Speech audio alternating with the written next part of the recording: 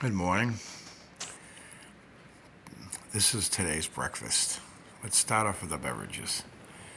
It's a bit of orange juice, some coffee in my favorite New Hampshire mug, and a jar of orange marmalade. I think that's what it's called. Orange something or other. Seltzer in one of my jars that I save. Now for the food. So we have here, those are homemade breakfast sausages that they make at Roxy's. Roxy's delicious. Some deep fried home fries. Now that's just sort of a pancake crepey thing that I made here. Very thin, very thin.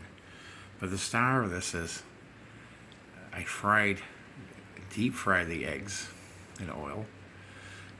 As you can see. Put a little mustard on them while they were cooking and some sweet relish. Never tried this before. Okay.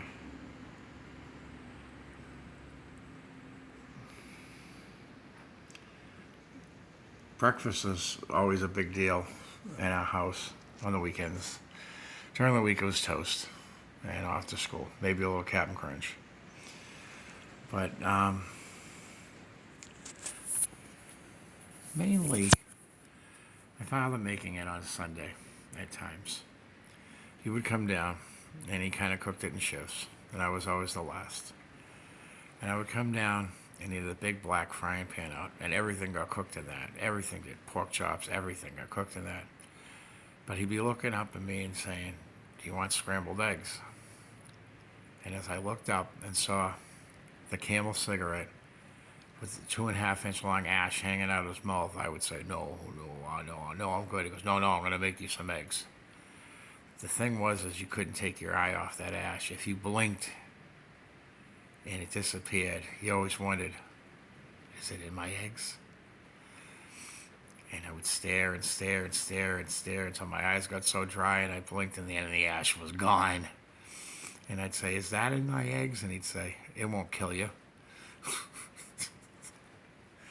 The man smoked camels for like 60 years and had lungs as clear as, I don't know what, fresh water or whatever. He used to frustrate the doctors. He didn't quit until the house caught fire. That was the last night. All those years, every dollar they put into it, and all went up in one night, and it was gone. We all hated that house anyway.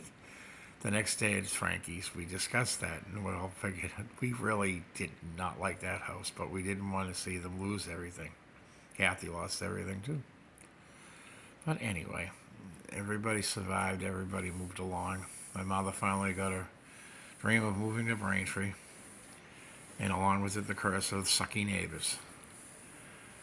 The woman has never had any luck with neighbors. Never had any luck. She honestly doesn't bother anybody until they bother her first. But I don't understand what is wrong with some people. She never let me exact revenge on any of the neighbors. She was always worried about me for some reason like that. I don't know. But anyway, she made me moving again. We'll see. Anyway, she's 88, going strong. Brain's better than mine. Honestly, everybody's brain's better than mine. In addition to anything I probably grew up with, all the alphabet things. Probably had ADHD and blah, blah, blah, blah, blah, and everything else. Concentration problems. Now I have chemo brain, which is wonderful. Oh, it's just wonderful.